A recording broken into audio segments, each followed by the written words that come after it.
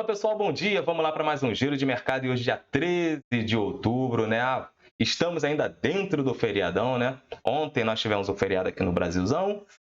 A nossa bolsa não abriu aqui, porém lá fora as bolsas funcionaram, não esperaram o Ibovão da massa, né? O mercado continua seu ciclo, a sua caminhada e o EWZ ontem lá acabou cedendo um pouco mais. Saíram dados no mercado norte-americano, tanto dados de inflação quanto dados de emprego.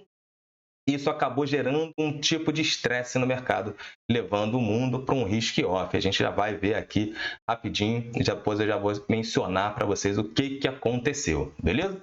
Bom, quem vos fala sou eu, Vinícius Vilas Boas, assessor de investimento da XP Investimentos e sócio do escritório Cashwise. Se você ainda não tem conta na XP, é só clicar aqui na descrição do vídeo, tem um link de abertura de conta, você vai abrir sua conta, assim que aparecer na minha base de dados, entrarei em contato e faremos a reunião para entender, né? Eu preciso primeiro, antes de formatar a estratégia para você, eu preciso entender qual o seu perfil de investidor, o seu objetivo, que aí, né, é a grande chave, entender o que você quer e qual o seu momento atual, né? Para a gente poder formatar a melhor estratégia que vá te auxiliar a chegar até esse objetivo. E vou mencionar, porque tem muita gente também que dá uma viajada nos objetivos. A gente vai tentar trazer para algo mais plausível, mais concreto, mais atingível dentro do seu momento de vida e dentro do seu perfil de investidor. Beleza? Então a gente vai fazer esse estudo com calma e vou acompanhar junto com você todo mês, beleza?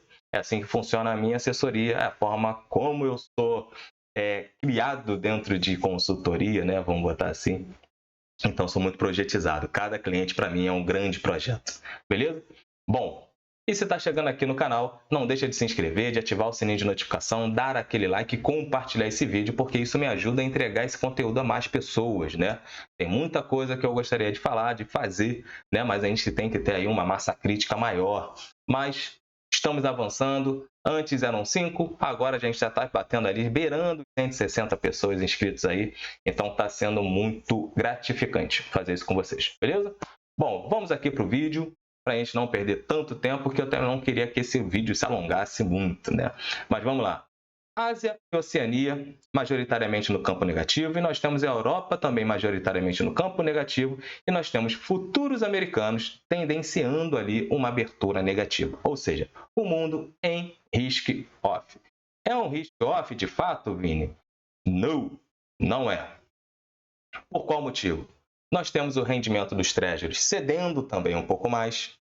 Nós temos o DXY, por exemplo, neutro, 0,07% de queda. Então, não configura, de fato, um risk-off, na minha opinião. Beleza? Nós temos o ouro, apesar de estar subindo, né? Não está tão forte assim, certo? Não está tão forte assim. Então, isso acaba não configurando, de fato, um risk-off. Agora, os treasuries recuando um pouco mais, os rendimentos. E as bolsas, né, caindo, isso acaba gerando o... até me perdi aqui porque eu ia trazer minha revisão para cá. Mas, enfim, os treasuries caindo, né, cedendo um pouco mais depois da elevação que nós tivemos ontem.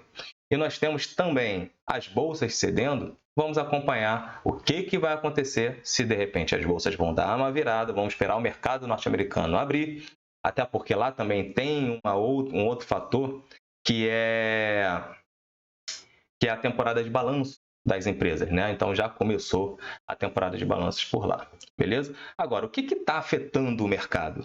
Ontem nós tivemos a leitura de CPI, né? A inflação norte-americana e os dados de mercado de trabalho, né? Pedidos iniciais de seguro-desemprego.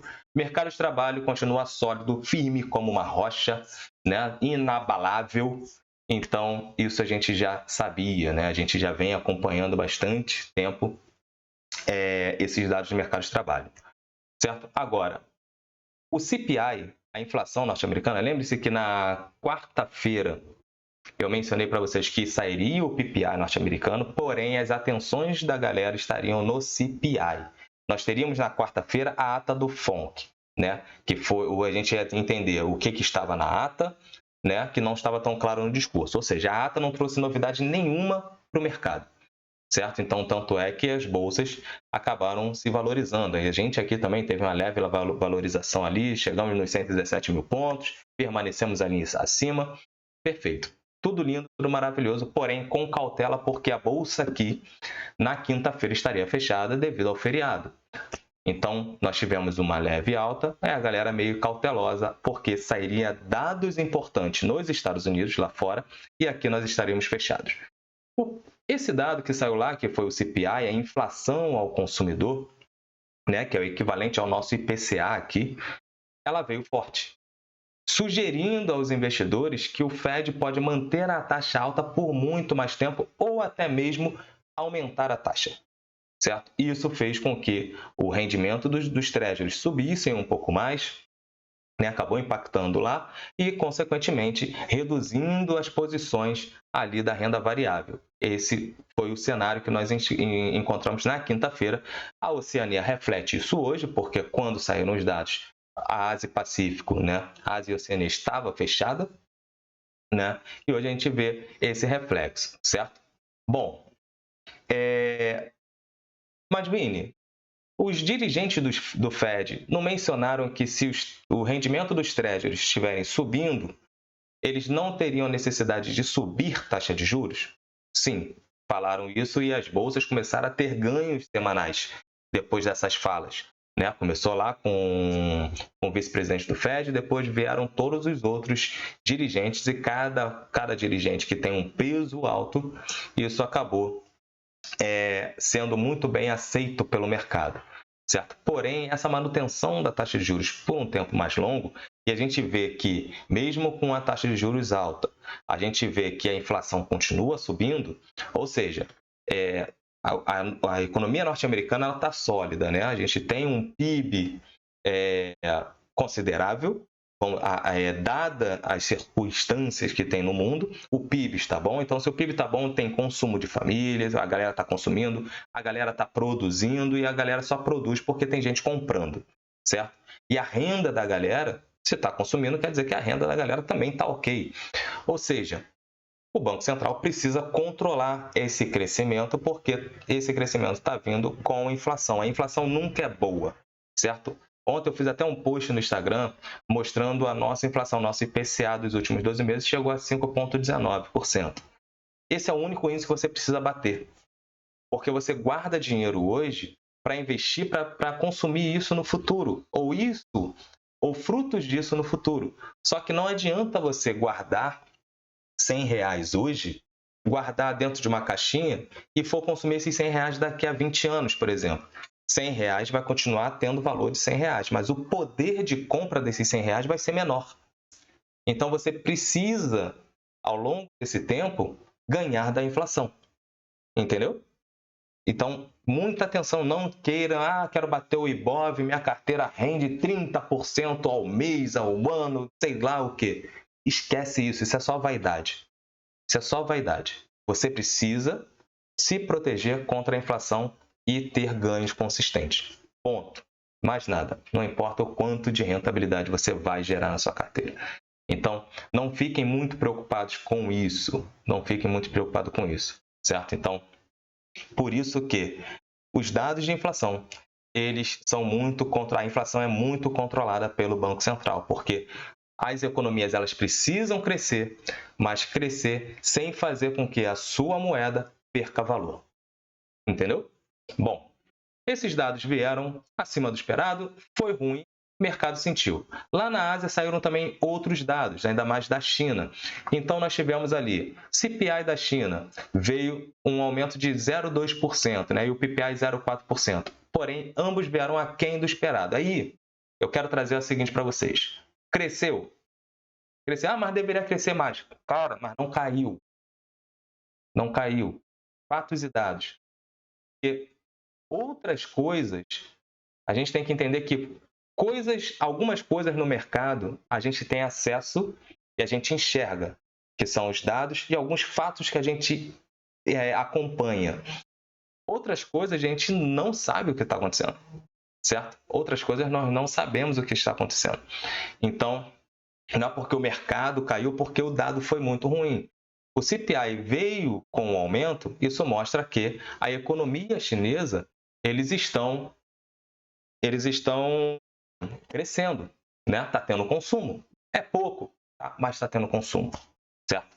Então, isso é positivo porque a China quer crescer, beleza? Mas está aquém do que a China precisa para entregar a meta de crescimento dela. A China precisa crescer, certo? O problema na China, na minha visão, é mercado imobiliário, construção civil, porque impacta na nossa querida Vale, beleza? Outro dado que aí esse dado veio ruim, ou seja, as exportações caíram 6,2% no período. A China é a fábrica do mundo. Tudo que ela produz, ela precisa exportar, né? Precisa exportar tudo não, mas uma boa parte, porque o mundo precisa da China produzindo, né? A China produzindo. Então, as exportações caindo, isso é ruim. Então, esse dado também foi mal digerido lá pelos investidores locais. E os novos empréstimos, né, eles saltaram de 2,3 trilhões de yuans, né, 316 bilhões de dólares, que é quase que o dobro do mês anterior, porém aquém das expectativas, que era 2,63. Isso aí, como eu falo assim, tem alguns analistas que às vezes escrevem, botam as coisas que eu traço só, por isso que eu trago somente o dado, né? Os empréstimos saltaram, porém veio aquém das expectativas. Esse aquém das expectativas, a expectativa é uma coisa muito subjetiva, então preste muita atenção quando vocês fizerem a leitura dos dados. Olhem os dados, veio quase o dobro esses novos empréstimos. Então, ou seja, está tendo dinheiro na economia, certo? Temos outros problemas internos. Aí a gente precisa cavucar ali para entender o que está fazendo com que a economia chinesa realmente não salte, beleza? Bom, Europa seguindo também a mesma coisa que está acontecendo, né, nos Estados Unidos, na China, ou seja, problemas em relação ao CPI, inflação norte-americana, o rendimento dos Treasuries, escalada do rendimento dos Treasuries, isso é ruim, acaba trazendo uma preocupação para os investidores. Lá nos Estados Unidos, nós temos agora aí também a temporada de balanço, né? Então, hoje eu tinha separado aqui, cara, e vamos lá. Hoje nós temos aí Citigroup, JP Morgan, Wells Fargo, vão divulgar os seus dados, se não me engano, antes da abertura do mercado, né? O mercado norte-americano abre às 10h da manhã. Às 10 horas tem mais um Fed Boy que vai falar ali, né? Que é o Patrick Harker. Eita, quase que não sai. Certo? Ele vai falar às 10 horas da manhã. Beleza, a gente já vai mencionar aqui a agenda. Beleza? Mas temos a temporada de balanço. Então, muita atenção. Hoje nós temos temporada de balanço de empresas do setor financeiro. Certo? E saiu um dado lá dos empréstimos emergenciais do Federal Reserve que para um aumento de liquidez, né? Esse dado, né, segundo o relatório divulgado, ele subiu, né? Subiu para cerca de 1,02 bilhão na última semana a 111 bilhões, né? Então, esse empréstimo emergencial, isso preocupa um pouco mais os investidores. Por quê? Se o banco ele não pode fechar no negativo, certo? O banco não pode fechar no negativo. Então, eles vão sempre, entre eles, um emprestar dinheiro para o outro, certo? Caso não consiga os empréstimos aqui, eles vão até o Banco Central para poder pegar esse empréstimo. Aí vai ter ali uma taxa, né, que o Banco Central vai definir com eles, certo? Então, primeiro eles buscam aqui entre eles. Não conseguiu aqui, vão para lá. Se esse empréstimo emergencial pelo Fed subiu, pode ter algum tipo de problema acontecendo. O que está acontecendo? Não sei. Vamos enxergar o que está no balanço dos bancos. Vai sair depois aí o balanço dos bancos, a gente vai entender de fato o que aconteceu. Que de fato aconteceu é complicado. Certo? Bom,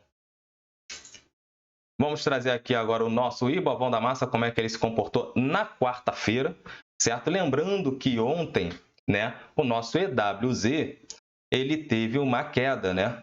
Cadê? Eu deixei até aqui para vocês. O EWZ cedeu 2% lá nos Estados Unidos, né? Depois que o mau humor, né, foi instaurado lá fora. Então, isso acabou afetando bastante, né? As ADRs ali de Petrobras, do Bradesco, do Itaú, né, da Vale também tiveram aí suas quedas.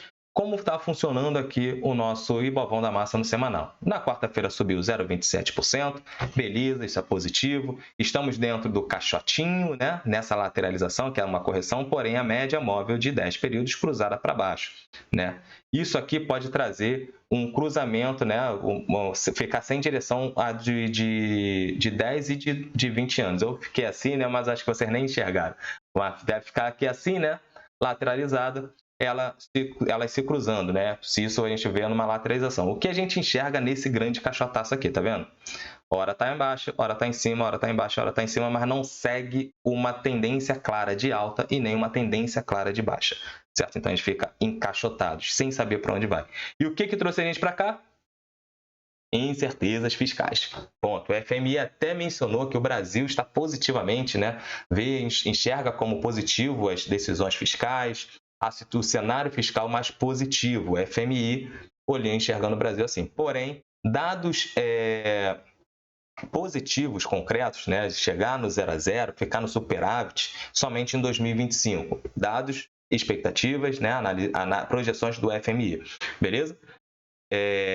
E agora aqui, nós temos aqui uma linha de suporte que são os 114 mil pontos. Se o mercado trabalhar abaixo desses 114 mil pontos, pode vir a buscar a média móvel de 200 períodos. Caso ele venha subir, né, ganhar aqui os 120 mil pontos, a gente pode também quebrar esse caixotaço, certo? Mas os dados lá fora precisam ser mais consistentes, né? Os treasuries americanos pesam aqui. As nossas incertezas fiscais pesam aqui. O crescimento da China pesa aqui. Show? 3 direcionadores de mercado que a gente precisa enxergar e acompanhar. Bom, tivemos uma semana bem forte, né? Ali subindo basicamente 2,52%. Isso é muito bom. Sexta-feira, muita besteira acontecendo no mundo. O mundo está hoje, né, olhando as bolsas, sem apetite à renda variável, então a gente pode sim ter um ajuste do nosso Ibovão da Massa, né, do nosso índice, frente ao EWZ que aconteceu ontem. Isso pode ocorrer. Os trades americanos já estão um pouco mais tranquilos, né, pelo menos hoje. Vai permanecer tranquilos? Não sei, porque estão altos ainda, estão recuando, mas estão altos ainda. Mesma coisa acontece com a nossa doleta, né? A gente olha ali, por exemplo, o DXY hoje está cedendo ali 0,07%, beleza, está neutro, mas se pegar a leitura que estava na quarta-feira, que era 105 pontos, hoje está 106 pontos, certo? Então, essa correção também a gente pode enxergar aqui, beleza? Temos também ajustes, né, que podem ocorrer. Teve fala do Campos Neto lá no FMI. Eita! Sair esse daqui. Não, na verdade, trazer esse para cá. Pronto. Teve falas lá do Campos Neto no FMI mencionando que nós podemos ter, sim, tá mais próximo do Brasil desacelerar o corte da taxa de juros do que acelerar. Com isso, nós tivemos ali, né, o Haddad falando que vai conversar com o Campos Neto melhor sobre esse pronunciamento, né, essa divulgação, essa fala. Mesmo o Campos Neto ressaltando que para a próxima reunião terá um corte de 50 base points. Então, isso está sendo visto, está sendo acompanhado, beleza? Isso pode refletir hoje aqui? Sim, pode refletir. Até porque se o Haddad chegar e conversar daqui a pouco, o Campos Neto muda drasticamente a fala dele, que pode ter sido mal interpretada ou mal pronunciada, mas a galera vai olhar e falar assim, pô, lá vai o governo querer meter a mão no Banco Central. Então isso é ruim, beleza? Bom, vamos olhar aqui a doleta. A doleta ficou basicamente neutra, né? Menos 0,26% de queda, frente ao fechamento da sessão anterior, né? Mas abriu e fechou basicamente no mesmo local, certo? Mas a variação, né, foi muito baixa, até porque nós tivemos um baixo volume ali, certo? Bom, vamos olhar aqui como é que ficou o nosso Ibovão na quarta-feira, né? Então, nós tivemos o setor financeiro no positivo, né? Isso acabou elevando um pouco mais o nosso Ibovão, junto com a nossa querida Vale, que quase foi 1% de alta. O restante deu aquela liquidada, natural. A bolsa, lembra que na terça-feira a bolsa subiu pra caramba, 92% basicamente dos ativos da bolsa estavam positivos, ativos subindo muito forte. Cadê a CVC? Ah, a CVC aqui, a CVC dando aquela galopada, né, pegando o foguetinho do Elon Musk lá, 17%, deu aquela recuada. Ou seja, a galera que entra no curto prazo entrou para liquidar, né? Ou seja, foi somente day trade, certo? Ou um swing trade, na verdade, porque levou a posição para o dia anterior, para o dia posterior, desculpa. Magazine Luiza também apanhou um pouco mais, até porque aqui o rendimento aqui, né, o rendimento, a nossa curva de juros, né, ficou um pouco mais inclinada, ficou positiva a maior parte da curva, beleza? Petróleo, Petrobras aí deu aquela recuada também, a nossa querida Prio também deu aquela recuada, todos sendo natural esse recuo, né? Melhor dizendo. Bom, olhando aqui o nosso calendário de hoje, né? Hoje o calendário é basicamente dados dos Estados Unidos, das empresas norte-americanas, os balanços das empresas do setor norte-americano e a fala aqui às 10 horas da manhã de mais um Fed Boy, beleza? Para a gente entender. Os Fed Boys mencionaram que não vai precisar subir taxa de juros se o rendimento dos Treasuries continuar galopando, né? Continuar subindo.